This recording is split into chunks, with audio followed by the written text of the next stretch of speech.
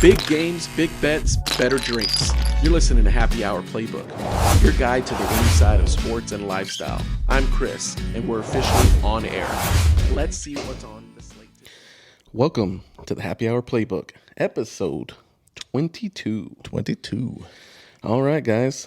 Got some stuff to talk about today. It is over. World Cup. Man, I'm kind of sad. Yeah. It's been fun, like, waiting to, like, each night, like, who's playing tonight? Like, go look and see what's going on. I didn't realize how long it's been on. You know, you think about all the... 4 weeks, a whole month. Yeah, you had all the opening matches, the group matches, and then going from the group matches into the, quarterfinals, semifinals, finals, all those. So right. it was good. It was good. We're going to talk about that. We also want... which Wes can probably talk a little bit more about, was the Open Championship. Some NFL news and NBA news. And we got a couple of more. I got a review that I have on the Odyssey movie that we'll talk about at the end. And just something dropped today. We're going to talk about that too. Ooh, yes, that is awesome. But we're going to start off with the Happy Hour Pour. All right. Which we have this bottle right here. Milam and Greene Bourbon, triple cask, which the triple cask refers to the states that it's made in: Kentucky, Tennessee, and Texas. Yeah. Blanco, Texas. Blanco, Texas. You know, my parents go to Blanco every year to camp for a week. 70% corn, 22% malt rye, 8% barley. With their proprietary yeast. Dope bottle. And then I didn't break the cork this time, so that's good. That's hilarious. Do you see the face when you go back and watch it? Like, my face is just like, What do I do? Never happened before. It's never happened to me before. It never happens. All right, let's see. Ooh, it's got some potency. That's right there. got some potency on that nose. Smells good. Ooh, yeah, it's got a little kick to it. I didn't even get a taste. Yeah, I don't. It's strong. I don't have a distinct flavor. No, it's supposed to be like some vanilla. Yeah, I don't have that. Actually, I kind of taste the vanilla. I don't know. It's weird. That first sip always has like a. It doesn't. We probably should let it breathe for a second or something. The first sip never tastes like it does after.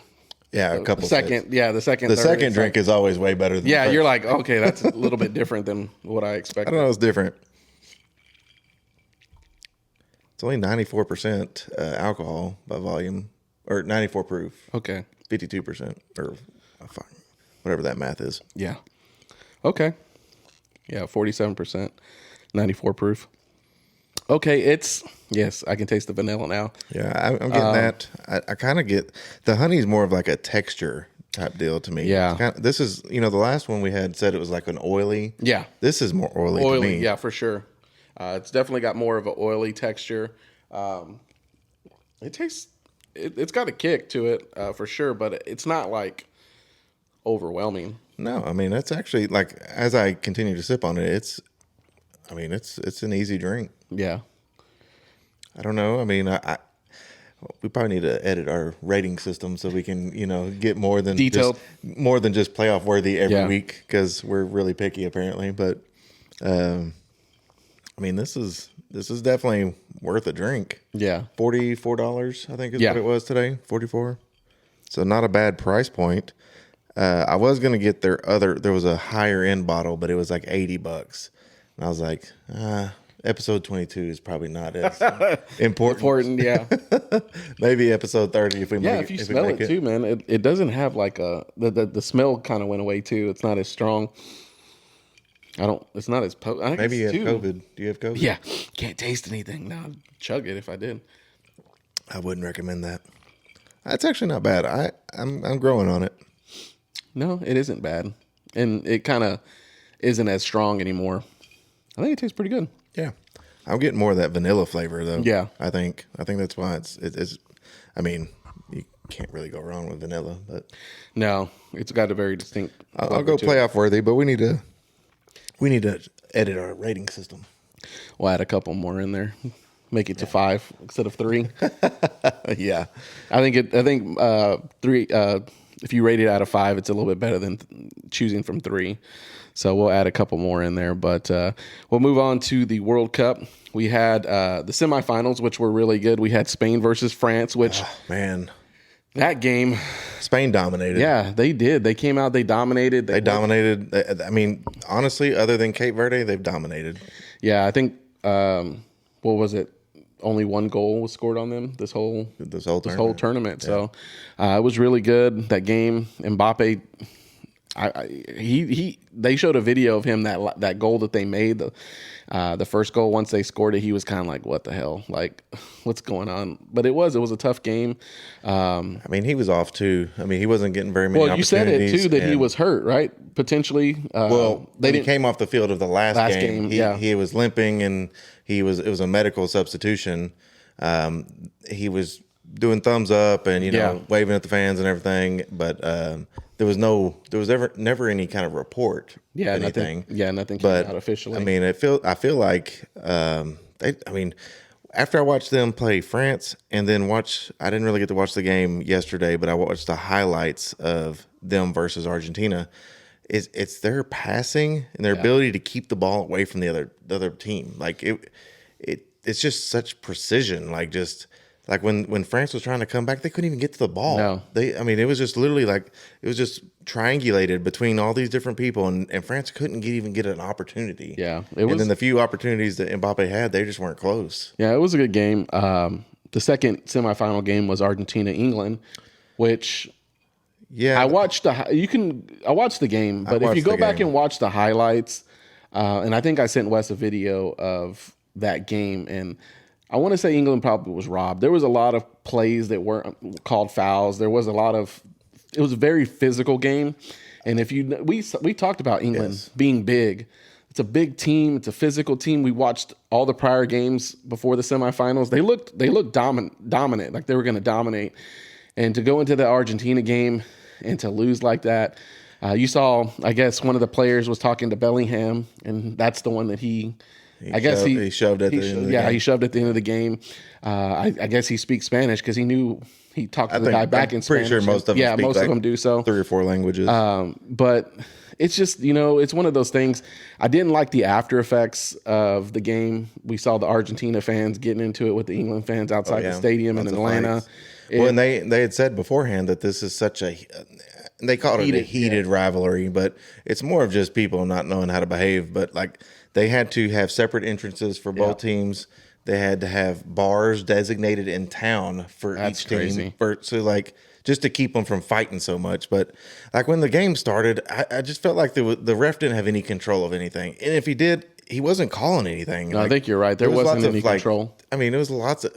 I don't mind physicality, but if you're going to call it in other games and it hurts other people for being physical, and then you allow a team to just kind of do whatever they want to, it's really hard to say that this was a clean, system that they used.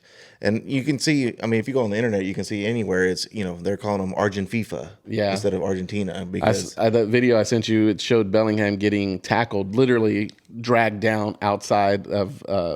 He was trying to get the ball to keep it from going out of bounds, and they pretty much pulled him down and tackled him. I'm like, early nothing in the happened. game, within the first few minutes, somebody got smacked in the head. Oh yeah, he went down. It was like a forearm hand smack to the head, and nothing was called.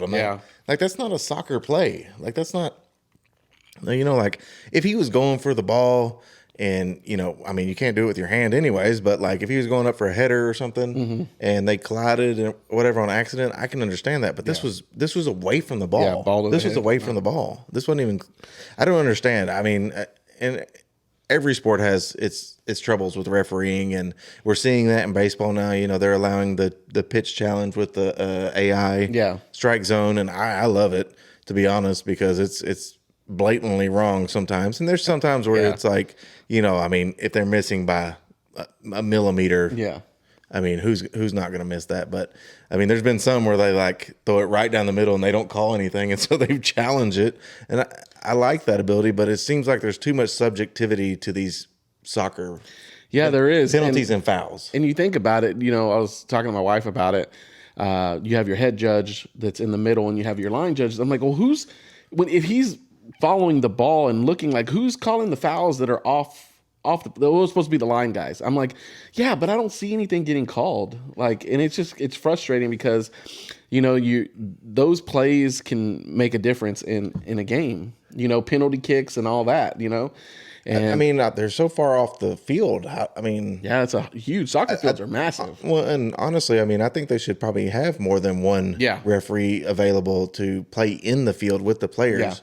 Yeah. And there was a couple times the referee was in the way for people to make shots on the goal. I'm like, it's like football. You have your back judge, like you have your right. You have everybody. You have one on defense. You have one on offense. So you're getting it from every aspect. And I think just having line and one person in the middle is not really. It's not going to be able to see everything. And I know they're pushing this VAR thing, and I'm like, I felt like quarterfinal and semifinals they didn't even use it as much. They were just. I don't know, man. It's something that I just don't recognize with this sport. I don't know this sport well enough to be able to speak to it to where like, oh, it's because this is how they do it. I don't know that. I just know what I saw in the group stage and knockout rounds was different from the semifinals and the final. It felt different for sure. And they always say like, playoff basketball. Yeah. You're going to let them play a little bit more, have a little bit more leeway, a little bit more physical. To me, I don't understand with soccer. Like that doesn't make any sense. Because it's pretty specific on what's a foul, what's a penalty, what's a card, stuff like that. Like, but it is subjective because it is that guy's decision. But I could get past all the flopping and stuff. That's a lot. But it is what it is, and it didn't work out for Argentina. So that game against England, I thought it was going to go the other way quite a bit, especially with I think England scored first, right? Did you see the video? Yeah, they did. Did you see the video of at the end when they grabbed the water bottle of the English goalkeeper? He had, if it went to penalties, he had a list of everyone's name, and it tells him what to stand, how to stand, what to do when they went. Like their tendencies or something? Yeah. Oh, Messi. Act like you're going to dodge left, but he's going to shoot right. They had the Fernando guy, Fernandez, that scored that, Enzo Fernandez. It's like, just stay in the middle. And they showed him the bottle, and he like looked up and was like, oh, thank God, we didn't get the penalties, because they pretty much studied the tape and said, these are our tendencies and this is what we do. And because Argentina loves going to penalties. Like, I think that's what they were hoping yesterday for that game. It was going to go to penalties and they were going to win the game like that. And I don't know. We're going to talk about that now. Like, that game I watched yesterday, Spain, Argentina, it felt like Argentina didn't show up. Like I said, it felt like they were waiting for the game to just get past that 90 minutes, play the 15 and the other 15, and let's go to penalty kicks, and we're going to win the game like that. But Spain never let them do that. Spain, I don't know the kid's name, number 7.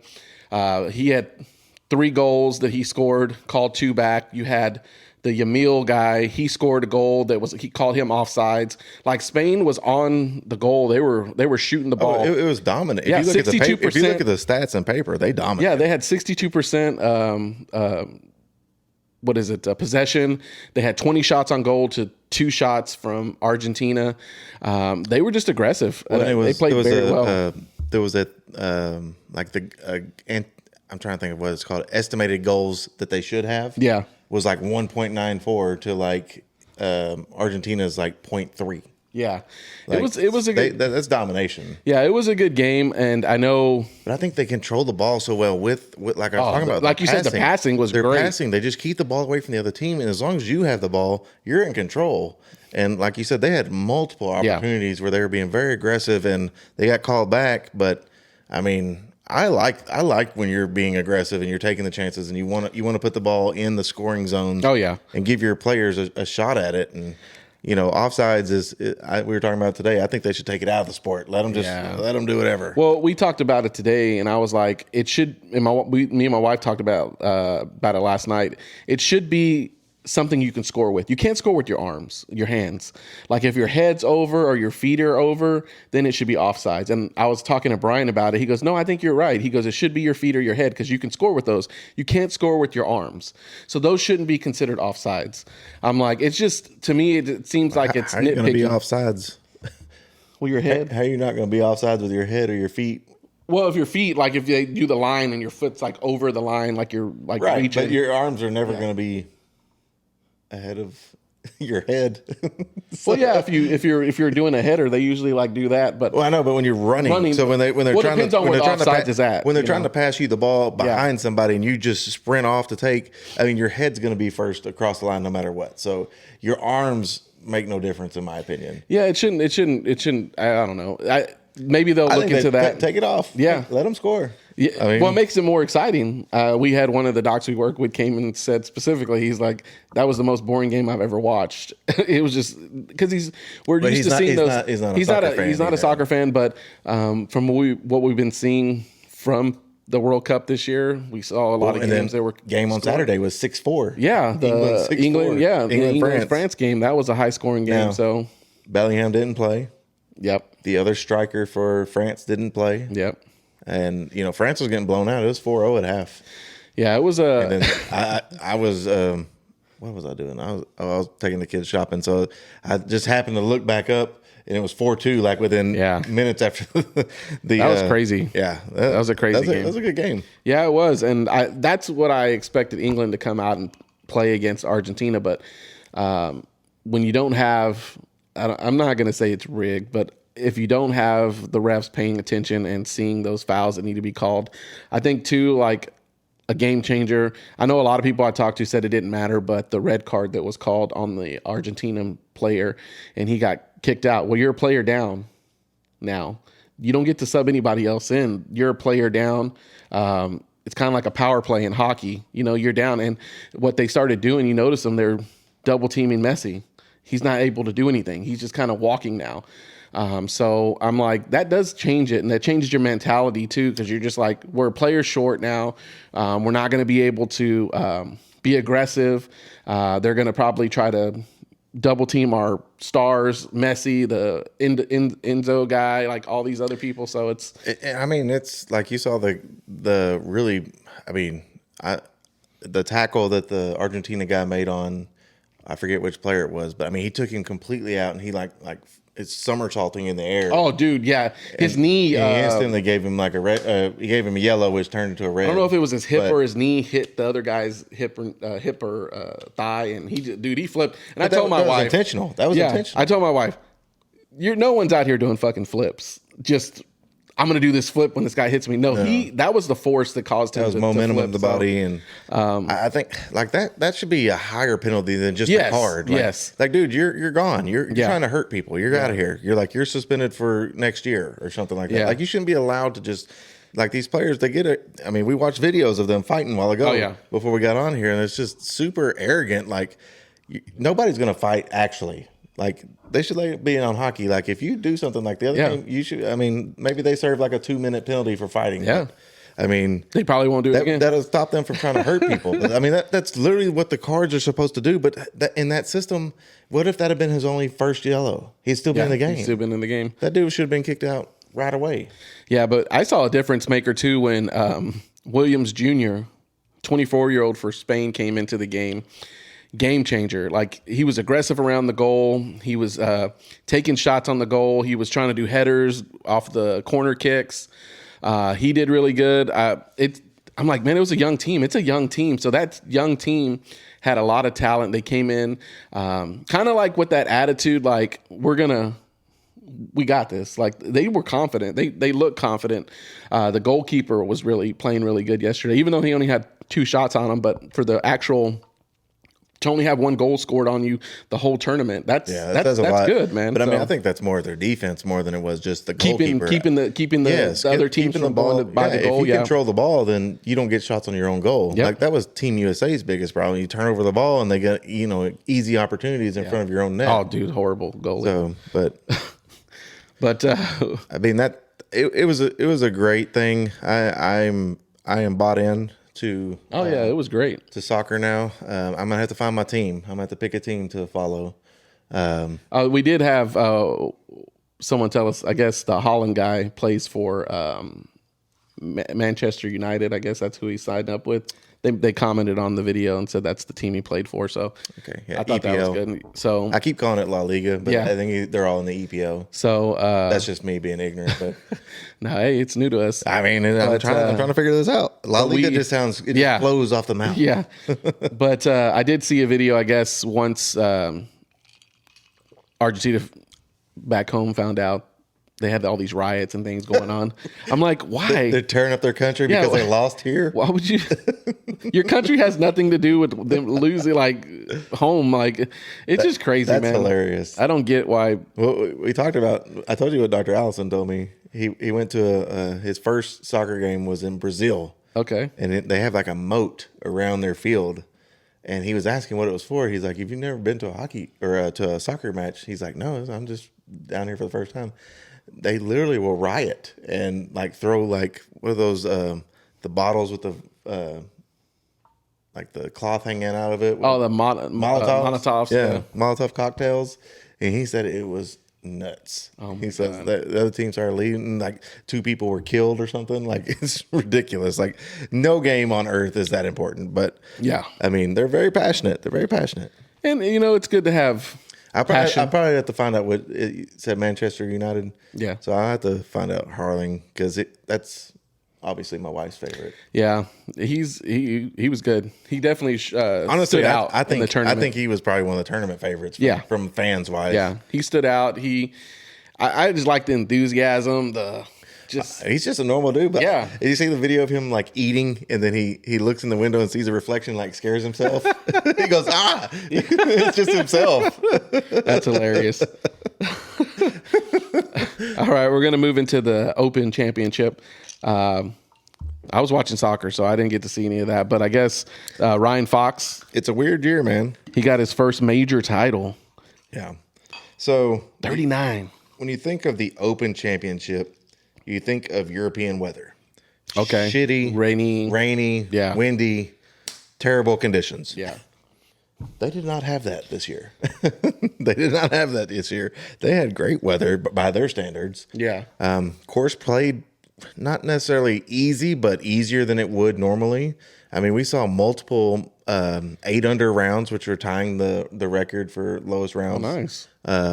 On the Open Championship. I mean, there was multiple. There was like 3 or 4 of them. Like it's nuts. Leaderboard kind of shifting up and down every day.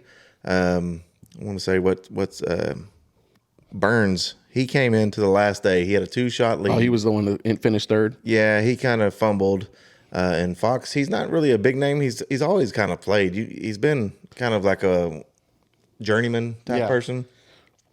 And he played well. And man, he plays like I play. He don't waste no time. He gets up on the ball. He's already got his mind made. I mean, they put him on a clock timer, like to see how from the time he started. Yeah. So how long it like once it's his turn, how soon he gets up on the ball, how soon he hits the ball, and it's like 20 seconds. Oh wow! I know. And he ended what, crazy. 10 under par. I forgot what the end was, but he's a New Zealander from New Zealand. I mean. He played well. That confidence going into, that 18th hole is not an easy hole. It hasn't played very easy all week. And he was aggressive. He had the birdie to win. He was aggressive, went after the pin, had like a 11-footer. Is that what he had? Dude, the purse was $17.75 million? For everybody. I know, but that's a lot. How long is the tournament? 3 days? 4 days. I know. I mean, he made 3.2. His caddy made 320,000. That is crazy. I know. That's lucrative, man. I got paid nothing yesterday for caddying for my son, despite all the shit. No water on the dehydrated. Course. My big ass lugging his stuff around. He's like, polish my putter. I just get attitude out of him. Is all I got paid with. But I mean. It's a good tournament. I hate that it's so, across the world. You have to wake up, super early to watch it, and that's really hard to do. But usually the leaders usually tee off in the morning about 8, 9 o'clock, so you can actually watch the leaders play. That is a pretty long putt, though. 11 foot 7 inches. I mean, that's not easy. No, that's not easy. But you should have seen the confidence that he walked up to it, and then crazy. Like the storyline with him talking to his family is pretty cool afterwards. Because, you know, this isn't probably what I mean, obviously it's everybody's goal that comes to this tournament. Like, hey, you know, I'm probably just trying to make the cut, and then I'm just going to have fun and take whatever the bottom money is. But, like, you know, he's talking to his family, and he's like, I'm bringing it home, you know, bringing the trophy home. That's and all nice. Stuff. That's nice. And majors are so cool. I mean, like, that's the whole point of golf is these golf majors and these big, huge tournaments. You know, we're going to be blessed next year to have the PGA here in Frisco. For sure, here in Frisco, yeah. We're talking about going and having a good time there. We need some help from the... we need some sponsors. Yeah, we need, what's his name?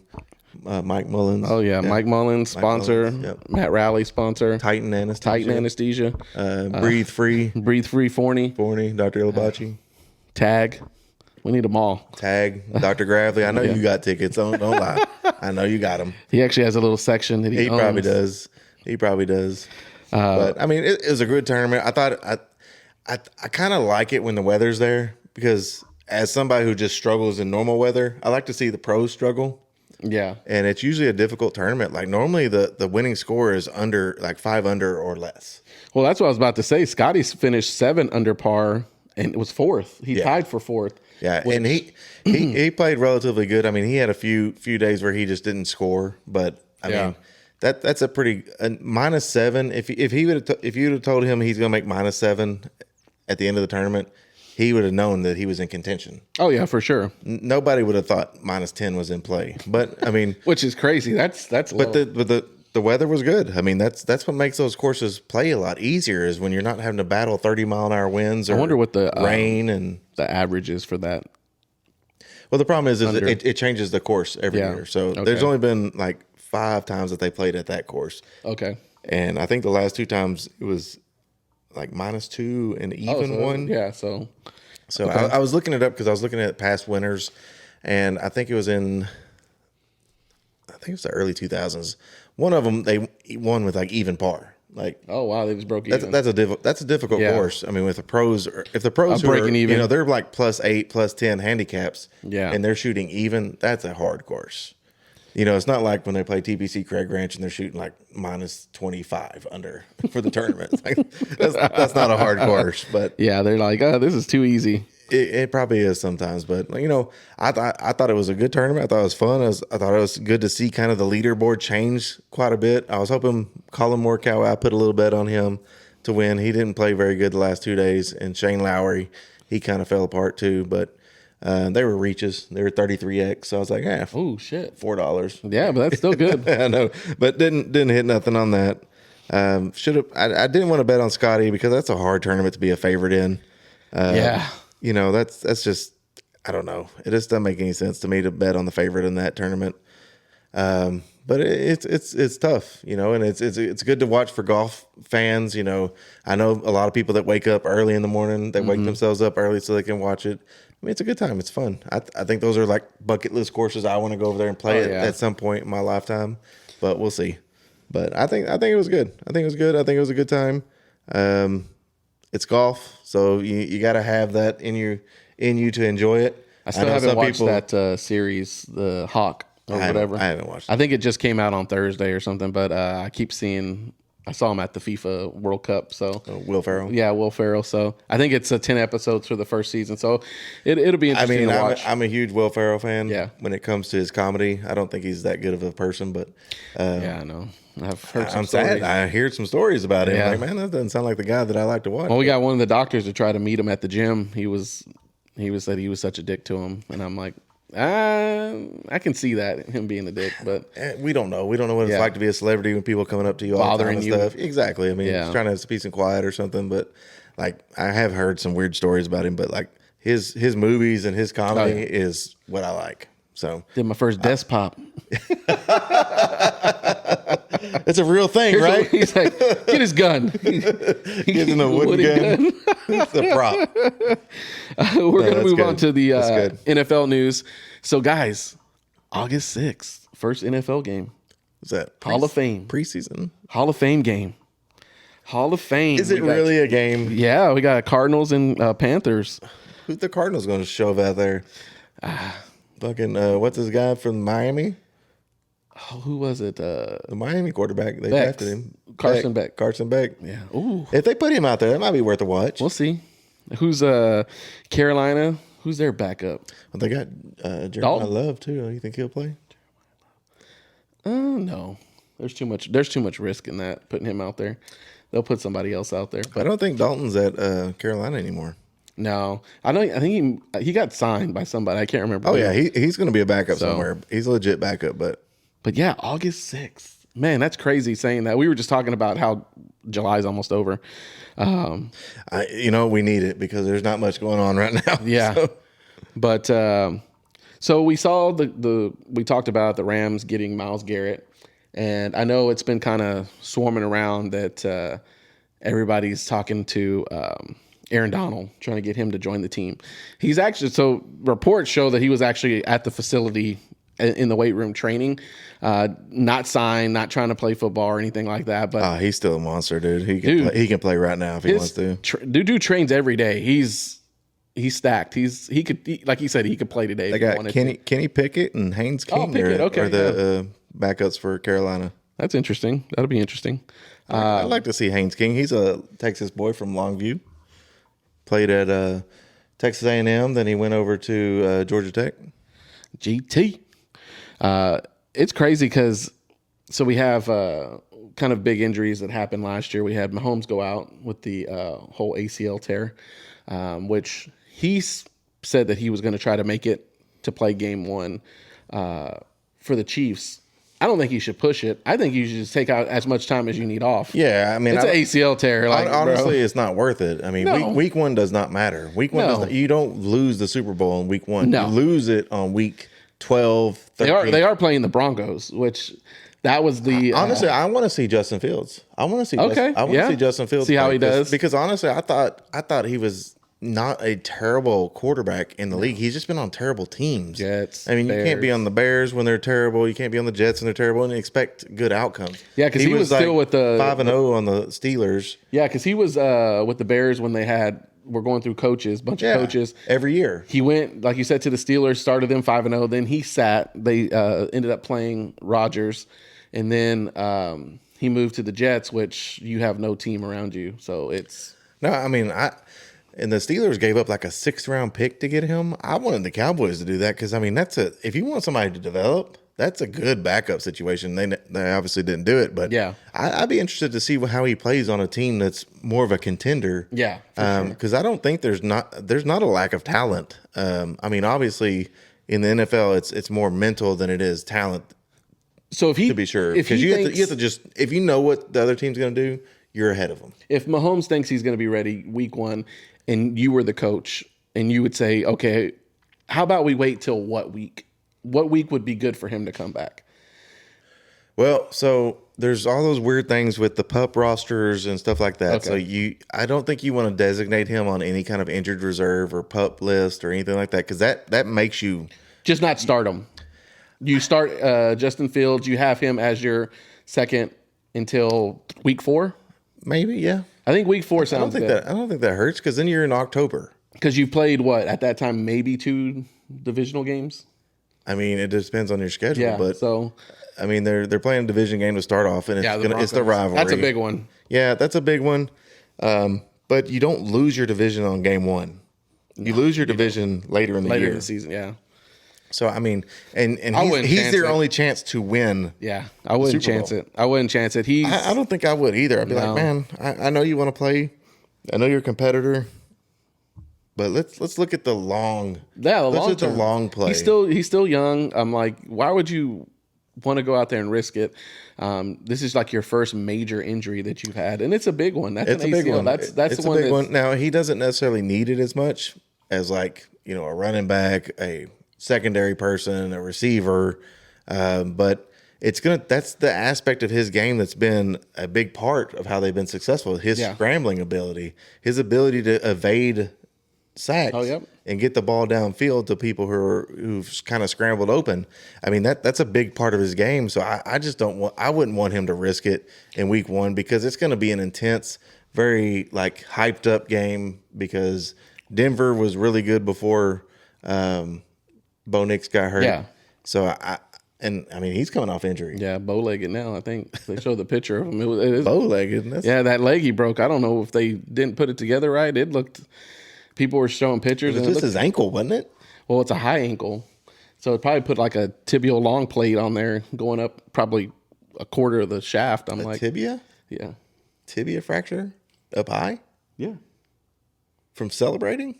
Well, I don't think he said. We talked about that a couple episodes He wasn't back. hurt when they interviewed him. No, that's what I'm saying. I don't know what he did. We don't know if it was a fracture there, but I can see maybe like a lateral mal, maybe like the fibula fracture from jumping around or something. But let me see if I can find a picture. I don't know about tibia. A high tibia fracture, that's rare. That's like an impact injury. Hey, when he's falling back, celebrating. It says broken right ankle. That's all it says. Yeah, I think it's a lateral mal or something. Anyways, I mean, it's going to be a hyped up game. Monday Night Football, first week of the year. Obviously, everybody in America would want Mahomes to play. Yeah, but if you're the owner of the Chiefs or the GM of the Chiefs, you're like, this is not that worth important. it. Yeah. I mean, it's not that important. You don't win anything by winning this game or losing this game. I mean, it starts you off on the right foot if you want to know. But I guess honestly, yeah, it's a fibula. Yeah, it looks like he got a tightrope though. Yeah, he did. They showed another picture on right there. I see it. But it's just a lot of risk for a game that has no value to me. Obviously, divisional game, but first game of the year. Why risk it? Yeah, I agree with you. I don't think I would put him out there. No, I think 3-4 games. Sometimes you have to be the bigger person than these athletes. Yeah, and be like, hey guys, I appreciate your want to be, put yourself in front of this team and put your body on the line. Yeah. It doesn't matter in week 1. It doesn't. It's too early. It's even if you give him 2 weeks off, it'd been different if better healing that you get then. Well, it's different if it was like you're coming back week 9, 10, and you have something to play for. At the beginning of the season, you're not playing for anything anyway. No, I mean you want to win your divisional games because that sets you up to be successful later in the year. But week 1, I just don't think you want to risk your franchise player. Yeah. Especially with the offensive line that you are putting out there. It's not the best. I think Justin Fields gives you I think he gives you a good chance to win the game. Go out there and win it with Justin Fields. Yeah. I don't see why you couldn't. I think you're right. I don't see why you couldn't. You got a good defense. They got a good defense. Their offense is not good on Denver. They're really not good. Yeah. It should be a defensive game, probably low scoring. Maybe Justin Fields gets you in field goal range. Yeah, I think they both have, and they have that new Chiefs have that new tight end, Travis Swift. Travis Swift. He's wow. He should be coming out hot. I don't think so. I think he's on the downside. It's like golfers. As soon as they get married, they don't win anymore. So unfortunately, Travis, you're probably not going to do well. Yeah, he's not the same. I'm definitely not drafting him in fantasy football. I did that 2 years ago. It was not a good one. How about your Cowboys? You think they're going to work out a long-term deal with Pickens eventually? No. This year they're going to wait? No. They gonna let him go? I think they'll let him go. I think they're gonna get because he's gonna play hard. He played hard for us last year. He had a good year. He deserves the money. He deserves a long-term deal. I just don't think it's smart for the Cowboys to do that. I think if we can get him to have another above-average year this year, we can find a receiver in the draft. I think he played more like the number 1 last year. Then he had better games than CD did. Well, you can say that, but he's not getting the treatment CD. Yeah, he's not getting double teamed and all that. That's where you're. What were you talking about? The Sonic and Knuckles, the power punch. Like you can't double team both of them. No, and you don't have Pickens enough. is obviously very talented. He's been gifted since college. He's got everything that you need to be successful as a receiver in the NFL. There's no doubt about it.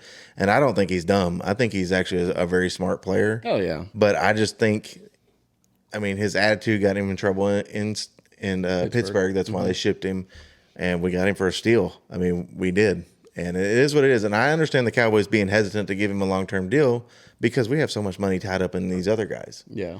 I've seen. To be fair, depending on how the Cowboys start up, that's a trading block person right there. Oh yeah, and I've you get something for I've him, seen from and I'm not a Dallas expert or whatever, but I've seen from people who report and deal with the Dallas Cowboys, reporters-wise, sports reporters, say that they want Jeremiah Smith. If they get Jeremiah Smith, yeah, I mean, dude, that kid. I wouldn't even want them to do that because that is a high pick. Yeah, but we would have to see who would have that.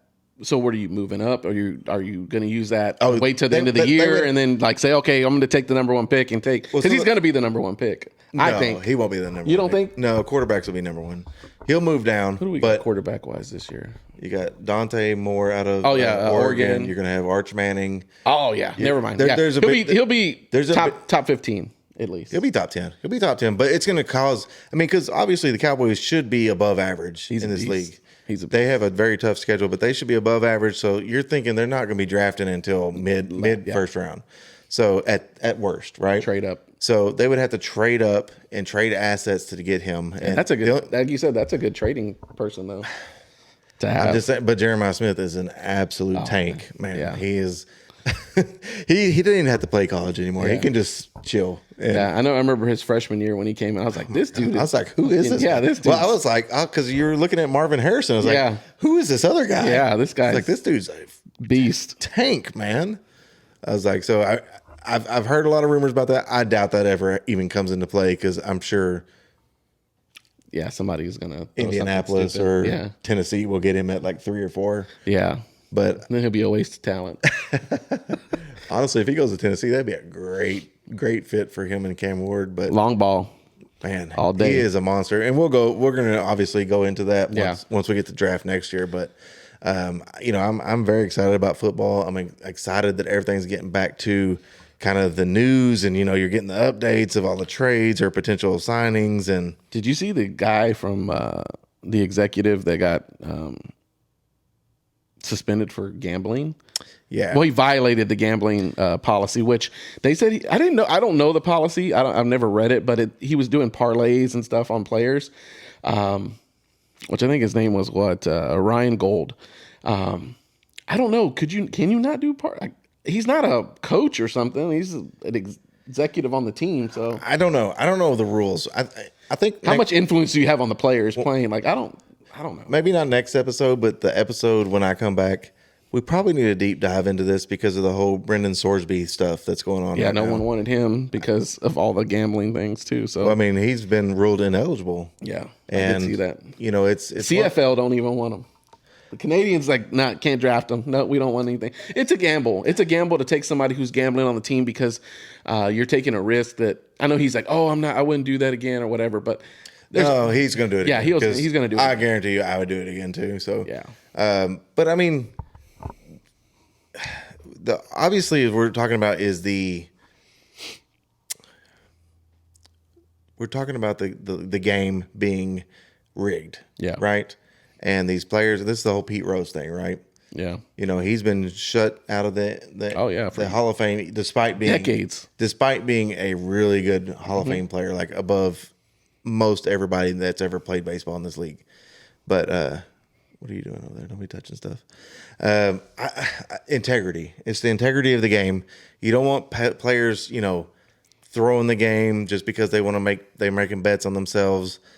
Yeah, it just looks bad, man. I just don't understand. Like, how do you get caught doing this? Like, if I'm in the league, we probably told somebody, dude, I just hit this parlay on whatever Marvin Harris getting, only less than 2 receptions. To me, if it's not. We need to look up the rules. Yeah, I need to look up that. As long as they're not betting on anything that they have control over. If they're not betting on their team or any of the players on their team, I don't give a shit. Yeah. If CeeDee Lamb bets on Marvin Harrison Jr. not to have a reception in the game, it has nothing to do with he's not in the game. He's played same position. Well, it doesn't matter. They're not even in the same field. Yeah, they're not even playing on the same field at that time. I don't feel like that's a thing. Now, if Dak Prescott's betting on himself not to or to throw, he's throwing multiple interceptions. Like he's like, okay, that one needs to be looked at. More than 4 interceptions. Yeah, we're gonna play that. But something that came up. So I guess it was this weekend. They had that Fanatics fan event or whatever. Fanatics Fest, and huge card thing. Somebody goes, How much money does fucking Tom Brady need? He slapped the shit out of Jake Paul. I know it's for wrestling, it's but fake. Yeah, it's fake. It's like, how much? He's too pretty. He can't be getting in the ring. Why do you want to wrestle? Like, he can't get in the ring with that big motherfucker. He's gonna get hurt. He is. I'm just like, Tom Brady, don't worry about it, man. You got more than enough money. Hey, he's just having fun. I guarantee he'd do it for free. He would. He's probably doing it for free. But because the thing is, he's there because he's a big proponent of cards and sports cards and stuff, trading cards. He has he owns the Vault. Okay. The Vault company, I believe. We have one here in Dallas, but there's one in like Vegas. There's big metroplexes have these card stores, and I mean, he's very involved in the sports collecting and stuff like that. I think it's cool. I think that's his show. For sure. I think that's show. But they also picked at each other in that flag football game. They did. I remember seeing that because Jake. I don't know which Paul it was. Paul. But Logan Paul. He got mad because he threw the ball at him or something. Yeah, it was Logan Paul. Yeah. All right, so the Summer League wrapped up. We're going to get on to the NBA news. That wrapped up on Sunday, I believe, which the picks, I want to say the top 4 or 5 picks did what they said they were going to do in college, and they came out and they showed out. So we had AJ, Bouger, those guys came out, did good. Yeah. We have some stuff that went on. We had I think we talked about the Trae Young getting signed back, right, to Washington. Yeah, he got a big deal, 4-year deal with them, $200 million plus. Austin Reeves got his 4-year deal with his max salary contract, biggest contract by an undrafted player in history. And the Phoenix Suns re-signed 3 of their people to multi-year deals. Who cares? Mavericks and Lakers. Did you see this proposed trade to send PJ Washington to the Lakers? This is just kind of what they've saying. And Mavericks will receive Vanderbilt, Bronny James. Why would they're trying to get rid of him? They're trying to get rid of him. We're gonna package him in there with you. We're gonna get one person, but let's give you 3. Well, the other 2 names are good. Yeah. Dalton Connect was a big player back in the Summer League 2 or 3 years ago. I think he was a 2nd-round pick. He was a steal of the draft at the time. Hasn't really transitioned to the NBA yet. The Vanderbilt guys apparently like a kind of a seasoned kind of like, not necessarily like a specific defensive player, but he's kind of like just a good role player. Yeah. We did pick up the number 1 pick from not last year, the year before. We got the number 1 pick for last year, but Zachary Reiziger from Atlanta. Oh, yesterday. Nice. I didn't see that. So now we have potentially 3 starting players from number 1 overall picks on our team. Now, I don't know much about the Reiziger kid. I know he was the number 1 overall pick. That usually means a little bit that he has something. Yeah. The fact that the other team is trading him away gives me a little concern. Yeah. But he's also coming to a situation where he's not going to have a whole lot of pressure. Yeah, you have role players already set up and on the team, so it's kind of just playing that position, coming off the bench probably, and just helping, Right. And I think that helps too when you have those players. It's a good development situation, honestly. There's no pressure on you. They're not asking you to come in the game and be a game changer. And like you said, you can sit, you can develop, you can learn, and it's not a pressure situation like he did when he got drafted. You're expected to come out, like you said, number 1 draft picks are expected to play day 1, come out and be that player. And going and sitting and probably being on the bench would probably help develop. Yeah, I mean, and you're gonna be with some pros that's been in the league for a while. I mean, you're gonna be with Kyrie Irving.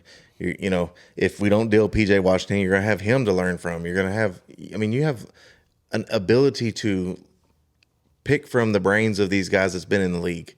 I wouldn't be upset with a PJ Washington trade. You can leave Bronny James off of it, but yeah, I would be like, I'll keep him. But like Jared Vanderbilt and Dalton Connect, they've been in like multiple like theorized trades over the years. Yeah. Maybe they could be good players. I mean, I don't think that's necessarily like a blockbuster trade like it says it is. To me, that's more of just a good move. Maybe because you get some players that you can even deal away yourself. Oh yeah, to other things, to other teams. Yeah, but I mean, I kind of like what the Mavericks are building here. I know the Spain kid.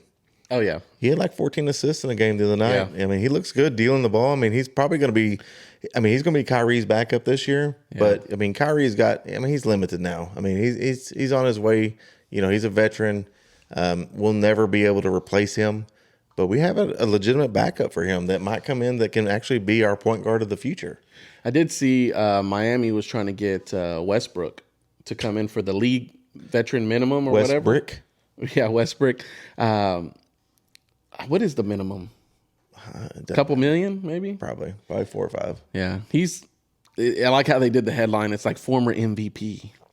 Dude, that dude in his MVP year was unstoppable. Yeah. Now he can't make a shot. I don't understand. That's funny. It's sad because I mean he was unstoppable that MVP year he had. He averaged a triple double.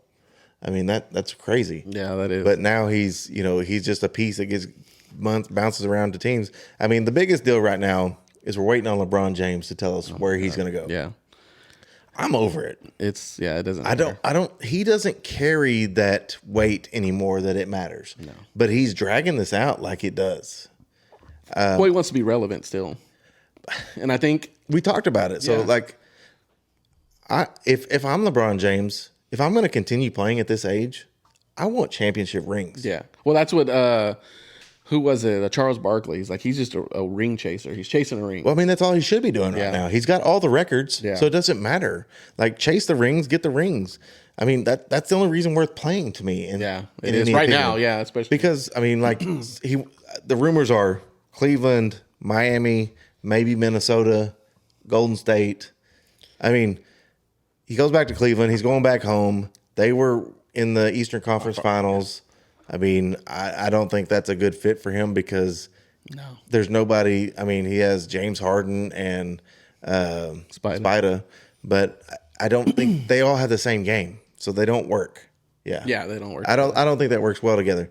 Talking about Miami, I think he would be okay because there's a lot of moving pieces in Miami, but they have no shooters. Yeah, that's what big guys. That's what worries me about Miami. Miami don't have any shooters. You have Giannis, you have Bam as your forward and center. You're going to have LeBron James as your small forward. What the hell do you have left? Yeah. They don't have what they traded everything away. So I don't understand how that would work. To me, Golden State is the fit. But I still don't think any of these teams that he goes to, I still don't think they're good enough to get past these young teams that we have. No, there's I think stacked teams. OKC, San Antonio. I mean, you're looking at Detroit, New York Knicks. I mean, if he went to New York, I wouldn't be fucking surprised. So you remember we were talking about how stacked the West is, but when he was going to the finals, the East wasn't that strong. They were very weak. He was always like, I don't want to say always. It was a no contest. We all knew that he was going to be in the finals. Yes. And it's like, okay, what Western Conference The Boston team was the only team where what Western Conference team is he going to have to try to beat? And that's what it came out to. And you had the years of Golden State. You had the years of, the year of the Mavericks. You had the year of San Antonio. Giannis, San Antonio. So it's just crazy. I'm like, dude, I wouldn't be surprised. They're talking about him going to Philadelphia. I mean, Philadelphia's got Jaylen Brown now. Yeah. They got Embiid still. Yeah. You got if he stays healthy. You got Edgecombe, your young rookie that just came over there. Tyrese Maxey. Yep. I mean, that's a good team. I just don't see where he fits on the team. Yeah. I mean, because now you have too many pieces. Yeah. I mean, so I don't feel like he fits on that team. I think that team's better without him. Yeah. And so, because that gives you players. I mean, there's another kid on the team, Tobias Harris. Oh yeah, good player. Good player. He's going to lose playing time if LeBron comes over there. Yeah, LeBron's going to want to have substantial minutes. For sure. I mean, he's not going to want to waste his time. No. But I mean, I just don't see the point of that team. They're better without him, in my opinion. The other teams need him, but they're still not good enough to overcome those young teams. Yeah. The Knicks are good. I think Boston's about to have a setback. Oh, yeah. Getting rid of Jaylen Brown's going to hurt them. Philadelphia's going to be good. Detroit's going to be good. Oh, yeah, Detroit. I think Orlando, if Orlando develops and makes the next step, they're going to be good. If you go to the West, I mean, nobody's going away from OKC or San Antonio. Minnesota too, man. Yeah, I mean, Minnesota's who they are. I don't think they're a contender for the title yet. I think that was a good move with LaMelo. Mm-hmm. I think it was a good move, but I don't think they're contending yet. I think the Nuggets and Minnesota are about the same level. Yeah. But then if he goes to Golden State, I mean, depending on what they can put together, if he plays like LeBron and not just like take time and just, walk around and not play the full game. I mean, if he plays like a good LeBron James season, Golden State gets back up to that level. Yeah. No, they got a good team. They got, like I said, the players that they have there. He's just adding another piece to that puzzle. You know what would be a surprise team? The Suns. Yeah, because they were in the finals, 2 years ago? They were in the Western Conference Finals. They lost to us. No, didn't they lose to Giannis in the finals? It was Chris Paul. I don't think they've made the finals. Yeah, they have. Let's see. Gonna prove you wrong. Who did I say it was? Bucks finals right here. Look, Milwaukee Bucks defeat the Suns 2021. Oh, 4-2. 5 years ago. Yeah. Who was on that team? Booker, Chris Paul. Who else was there? I mean, I don't think the Suns are not a terrible team. So, I mean, I think that would actually be a good spot for him if he wanted to develop and maybe bring a team up. They're not as good as the Spurs. I mean, they're not as good as Golden State, in my opinion. But Steph's getting up there in age. I mean, for sure. Draymond Green is, he's up there in age. He can still be a menace, but they need more help. I mean, if they could re-sign Kristaps Porzingis, I think that would be a good start. Mike Bridges. They had Booker, Anton. That the year they had KD? Chris Paul. No. Yeah, so we'll see. We'll see how it goes. I mean, 5 years ago, everything that roster's changed, so that's totally different now. Booker's the only one that's on there still. Probably. But we're going to get into our movie reviews and movies that we're planning on seeing. I went to watch hold on, Saturday. You talked about Obsession last week. Oh my God. Fucking did you like it? A+. Yeah, it was great. It's a great movie. It was like the same day or the day after you watched it? I watched it the same day. Yeah. I went home and watched it right after we got done. That movie is nuts. That chick, whoever that actress is, she just signed herself up for millions of dollars because she played an unbelievable part. She was fucking crazy, and it was nuts. My anxiety level was up so high in that movie. I kept moving. I was like, "Fuck!" I know. I was like, "What is he gonna do?" Dude, it was making me anxious. Yes. I was like, she was a lot. She was a lot. But that was the point of the movie. Yeah, she was like awesome. But the ending, I love the ending. Yeah, how he's in there or whatever, and she makes the wish. Yeah, he's trying to kill himself. She makes the wish. He comes out obsessed with her. He dies from overdose, breaks her free of the curse. She wakes up not knowing what the hell is going on. She was about to kill herself. Well, I know, but she doesn't know what's going on. Yeah, she's like screaming. She's like, ah. Dude, great movie. It was great. It was a good movie. Man, I really enjoyed that movie. I got to give. What did your wife think? Did she watch it? She liked it. She liked it. It was a good movie. I think it was a good movie. I thought it was A+. She played, man, it was scary. Like that part when he woke up and she was like in the corner. What was getting me was when she was switching in and out of her, out of her normal self to the obsessed self. That was what's getting me. I was like, oh God. Yeah, because it was just like a switch. It was just and then it switched back. She's like when they were at the party, she was fine, and she's like, oh, and then she like starts backing up. And then we were watching the video, that messy video where it's like the Jenga or whatever. It's like kiss the person to your left, and that was the chick that really liked him. Yeah, and she goes over there and fucking pulls them back, and then it's like staring at him. Dude, that is so creepy. Oh my God, it was crazy. The movie was great. It was a great movie. It was very good. I have to give it, that was a very good one. I know you went and saw Odyssey. I'm still behind on that, but. So that movie, Odyssey, didn't feel long like it plays out to be. 2 hours and 50 minutes. Yeah, 2 hours and 52 minutes. It didn't feel that long. It was great. I think a lot of the critics were giving it, I was telling Wes this today, didn't like it because it did vary a little bit from the story. Or the poem, whatever you want to call it. But it was good. I like how Christopher Nolan changed it and made it his way. The Cyclops, the Trojan horse story, like he made it his own. He made and built up these characters and you felt like you knew these people. And I remember sitting there and I was like, man, I feel like I was feeling sad. I'm like, man, I feel sad for Tom. He'd never met his dad. You start feeling for these characters, like he built them up and they played the roles so well, and it made you want to just like, you're rooting for him or you're going against him. I mean, that gives me hope because I really like him as a producer, and I was really pumped about this movie. And then I started kind of seeing these critics and stuff, and we talked about this.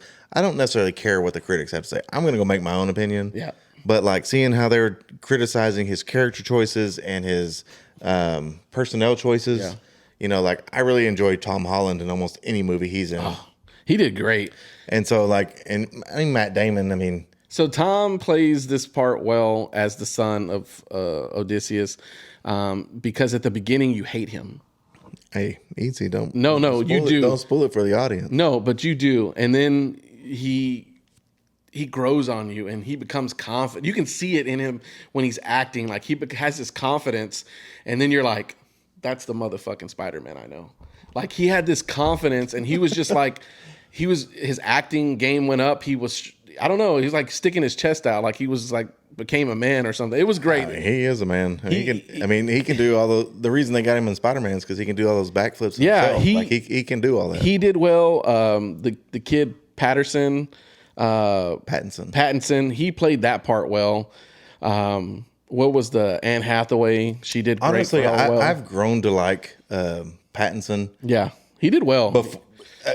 Twilight hurt him a lot in a lot of books, but in a lot of people's minds. Yeah, but he's actually a really good actor. Yeah. I forget which movie it was where it's him and Timothée Chalamet. It's like an old medieval times. They're both kings trying to fight each other it was like an old English. Like I think I know what you're talking about. I forget what movie that was. It's such a good movie. He played kind of like a villain. Yeah. Him in the Batman wasn't bad. I did not like him in the Batman. Which I think that got pushed back to 2028. They DC announced that because he's going to have the second Batman movie. I know, but I didn't not like him. No, it was good. It was dark. I thought it was dark, very gloomy, very kind of that persona of Batman. Yeah. I thought it was very well. I think he's a very good actor. I think, this cast is loaded. Man. Zendaya. You had Matt Damon played well. You had what is it? Theron. What's her name? Charlize Theron. Like she did well. They had some unknown people that I didn't know. That one of the shipmates that was with Matt Damon. He is a Middle Eastern actor. I can't remember his name. He played his part very well. I'm probably gonna see this on either Thursday or Friday. So it was good. It was good. I'll have my official review for you. Yeah, but something dropped today. Oh, Doomsday. Man, the trailer was really good. Oh, it's so good. Very and good. I have no idea where they're going. Yeah, so I watched a video before you got here, and it was a guy showing 61. No, it was a guy that was watching the actual trailer, and he's like, these are 61 Easter eggs that he found in the video just today. And he's way smarter than we are, dude. He said his favorite villain in Marvel is Dr. Doom, and he broke it down. It was a whole like 20-30 minute video, and I was like, man, he picked that up. But if you watch his video, he's like still shots of these scenes, and he's like, this is what's happening, this is what's happening, this is what's happening, and I'm like, man, he pulled that all out of this video. But it's good. I don't know. That's probably his job, though. I don't know where they're gonna. Like you said, I don't know what they're going to do. I don't know where they're going either. Unfortunately, so like my favorite character is really the one narrating all this. Thor. Yeah. And I think Chris Hemsworth has done a phenomenal job being Thor and kind of exuberating his powers, but also his self-doubt. Yeah, that's kind of been one of Thor's faults. Hearing him talk, you definitely feel that. You feel that, like, right? It's very dark. Yeah, you're like, what's going on? But like, if you look at the other movies and stuff, like he's always kind of carried a self-doubt with him. He's always never like he doesn't feel like he's achieving what he needs to be. Like in Ragnarok, he's in his vision with his dad. He's like, I'm not as strong as you. He's like, well, yeah, you're stronger. You just haven't reached that and felt that intensity yet. I've seen. I mean, in the show or in the preview, he's attacking Doom, and Doom stops his. This is a magic. This is what this is a Thor. Magic weapon. Yeah, the Infinity Gauntlet couldn't stop it. It was pushing through his chest, but Thor. I mean, Doom stopped with two fingers. Two fingers, and it's like you see the look on his face. Like, oh yeah, he's like, I'm worried they're going to kill him off, but that's just me being a fanboy. But I mean, I think it's very dark. I like the direction it's going. I've also heard that that if they don't kill him off, that he's gonna, have his lightning's gonna change from blue to gold, which means he reaches the full Odin Force. Odin Force, yeah. And he'll need it. But him narrating, but I can't wait to hear Robert Downey Jr.'s voice. Yeah, because it starts with somebody else narrating it, and then is it the X-Men, Professor X, or who is it? Yeah, so it's Xavier, because he's in the wheelchair, and he's looking out the window, and everything's like glowing and blowing up or something. I don't know if it's I heard it's basically what you sent me, that script that you had found, and basically Doom's going to control the Sentinels. Yep. And that's where you see, we saw Cyclops earlier in a preview. Because a lot of people were saying that they got Omega or whatever. Doom bots, but I don't think they're going to put the Doom bots in there because that's too confusing. You're going to have a bunch of these Doom bots trying to fight. I think it's the Sentinels. He's going to control. It's Sentinels, because you see it in the other preview. Yeah, because the Sentinels are, if you looked at any of the X-Men comics, they're hard to kill. And then they have different levels of Sentinels. So I think Steven Seagal was hard to kill. That was, Steven Seagal was. But those, I don't know, man. It looks good. I love X-Men. It looks really good. I grew up on X-Men. And to see Cyclops and to see just enough to like hook you in. Oh, dude, it was great. And like, I don't know. And then Steve Rogers at the end. Yep. They did mention there was some people that didn't get put on there. Spider-Man's one. So there's a theory. So when Spider-Man and Doctor Strange made everybody forget him, Doom forgot about Spider-Man. So that's where he's going to be a key piece into assembling a team to fight back in Secret Wars. Because on Secret Wars, Spider-Man's on there. He's one of the 90 whatever % of people that get put into Doom's planet. Right. Well, so like, because even Doom forgets about him. That's interesting. And that's where Spider-Man, he's going to, his movie comes out next week. Unfortunately, I'll be on a boat in Alaska, but I will see it as soon as I get back. Don't you fucking ruin it for me. But I feel like he's gonna either, so Doom's supposed to make an appearance in the Spider-Man movie. I don't know if he's going to kill him or what, but he's supposed to make an appearance as far as assembling the new team to fight in Secret Wars. So the theory I saw was he's going to kill Spider-Man, and then the symbiote's going to join on with Spider-Man just kind of out of nowhere. Which that doesn't make a lot of sense, that the symbiote just comes out of nowhere.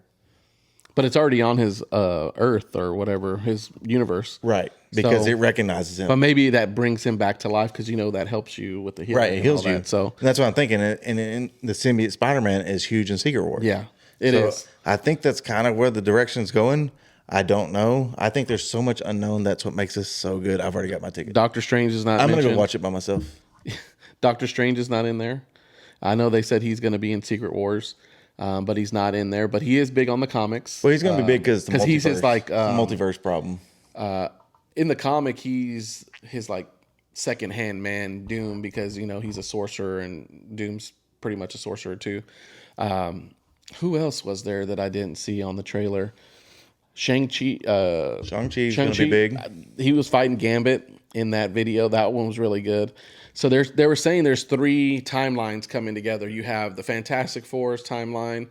You have the X-Men. The Thunderbolts. Yeah, you have the X-Men coming together, and then you have the regular Avengers. Because they had a picture in the background. But also had Wakanda. 3 worlds. I mean, it showed a lot of Wakanda was with the Fantastic Four, which is in the Thunderbolts universe. Yeah. So, I mean, are we going to see Bob from Thunderbolts?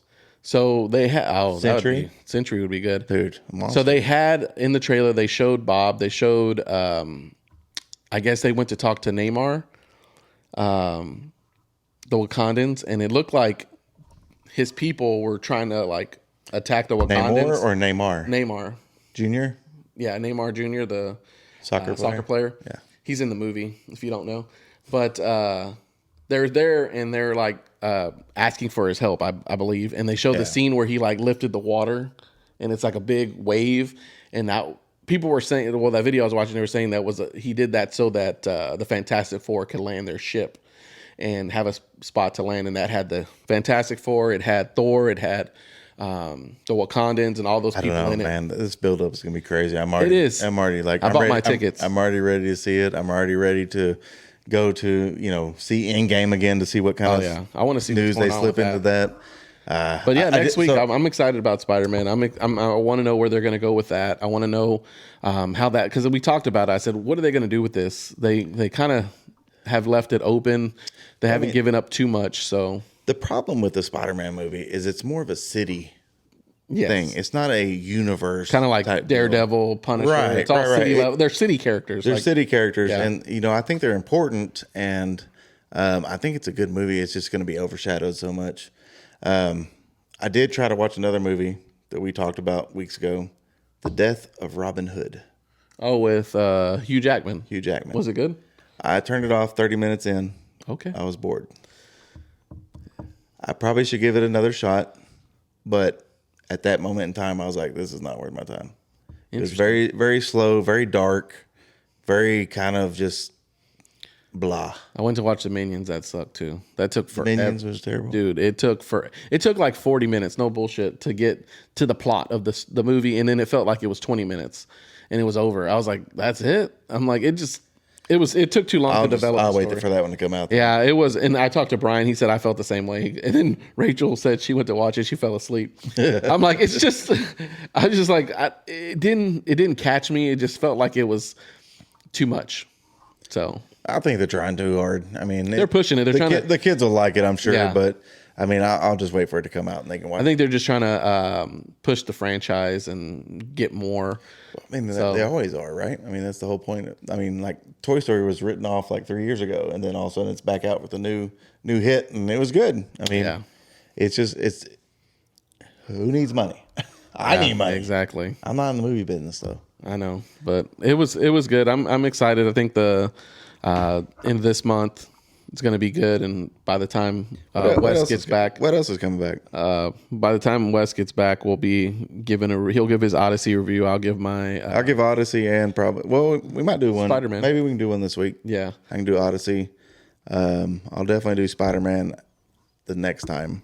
Yeah, I think Spider-Man I'm excited about. I think that's going to be good. Super Troopers 3 in Super Troopers. What is this? I'm trying to think. I think they got a bunch of. End of Oak Streak is in August. We'll be seeing that one. That'll be one we give a review of. I really hope I don't have to go see the Paw Patrol movie. Oh my God, it looks terrible. Yeah. No, I think there's going to be a good amount of Insidious Out of the Further. What? Another one? Another one.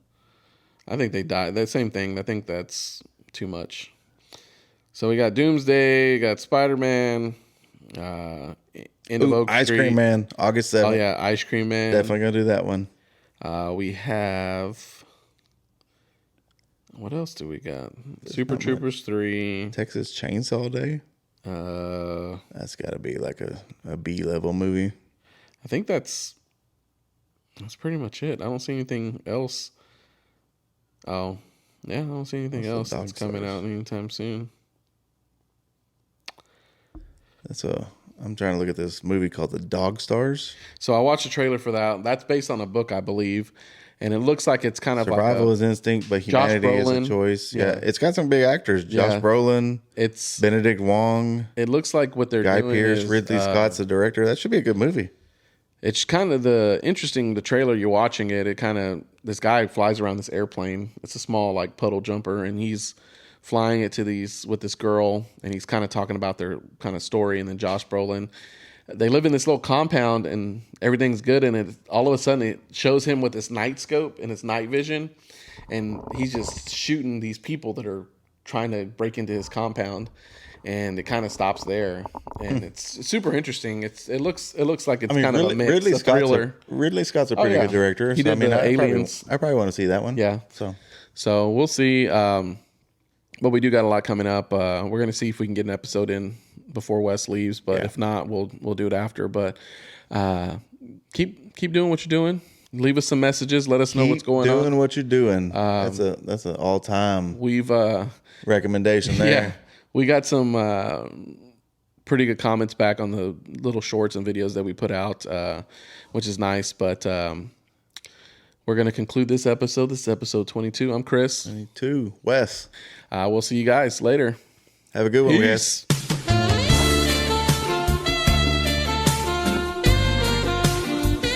Happy Hour Playbook. I'm Chris, and we're officially off the clock. Make sure you follow us on Instagram, YouTube, Spotify, and Apple Podcasts so you don't miss out on our next slate of picks. Stay sharp, stay hydrated, and we'll see you at the next kickoff.